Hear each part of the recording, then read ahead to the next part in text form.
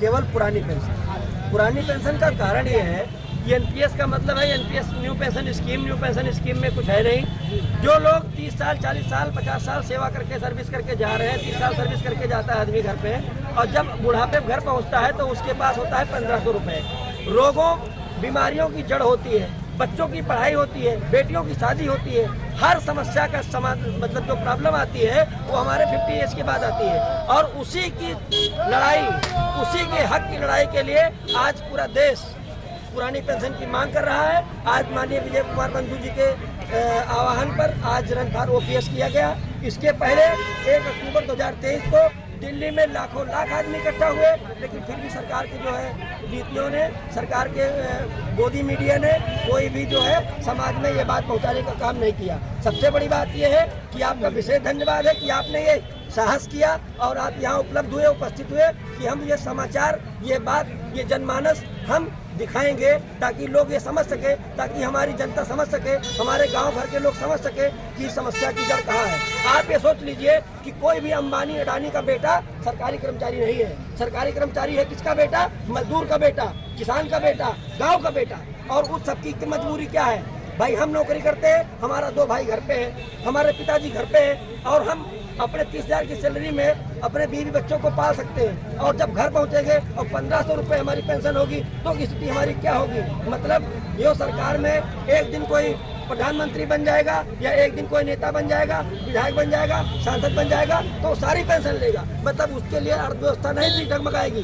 क्यों? क्योंकि वो आप देखे होंगे जब एक विधायक बनता है तो उसके 2 गाड़ी होती है, और जब विधायक 5 साल पर रिटायरमेंट होता है, मतलब हार जाता है, साफ भाषा में जब वो हार जाता है तब उसके पास 5-5 पजेरो और 20-20 गाड़ियाँ और 50 राइफलधारी होते हैं। कहाँ से? इसका मतलब वो गोलमाल करता है, उस पर इनकम टैक्स नहीं है, उसके लिए सरकार की कोई नीतियाँ नहीं है। हमने ऐसे नेताओं को देखा है कि जिनके बीवी बच्चे सड़क पर थे, और आज उन नेताओं के दर्शन नहीं कर पाएंगे आप। क्यों? क्योंकि टोकन लगता है, यहाँ से वहाँ तक फलानी चिट जाएगी तब आपका दर्शन हो पाएगा। नेता कैसे बन गए? और हम जब इतने बड़े थे तब से पढ़ते मर गए, और आज हमारी ये स्थिति है कि जब बच्चा पढ़ लिख के नौकरी करता है और नौकरी करके फिर वो अपनी पूरी मेहनत, पूरी एनर्जी, पूरी ताकत झोंक देता है सरकार चलाने में, और उसके बाद क्या होता है? सेवानिवृत्त को क्या मिला? 1500 रुपया। उस 1500 रुपये में आज तो चाय मिल जा रही है, उस समय चाय भी हम लोगों को नहीं मिलेगी। और मैं आपको हकीकत बता दूं, मेरे पिताजी पेंशन पाते हैं, पुरानी पेंशन, तो हमारे घर की सारी बहुएं, हमारी पत्नी सहित, मम्मी क्या हाल है, पापा क्या हाल है, और मैं ऐसा सोचता हूँ कि जिस दिन मुझे पेंशन नहीं मिलेगी तो हमारा बेटा हमको पूछेगा ही नहीं। ये स्थिति हमारी नहीं है, ये आपकी है, हम सबकी है, और पूरे भारत की है।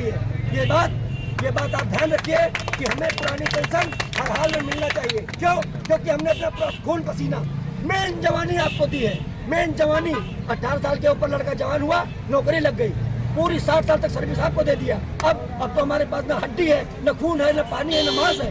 फिर जब हम घर पहुंचेंगे तो हम न चल पाएंगे, न फिर पाएंगे, न उठ पाएंगे, और जेब में क्या होगा? 1500 रुपये। उस 1500 रुपये से हमारे घुटने काम नहीं कर रहे होंगे तो हमारा बच्चा क्या कहेगा?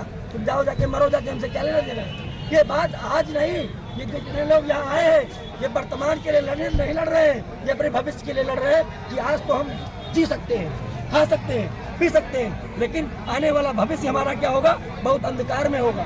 फिर स्थिति देश की बहुत बिगड़ेगी। इसलिए आप इस बात को जन जन तक पहुंचाइए कि अगर आपके गांव का 5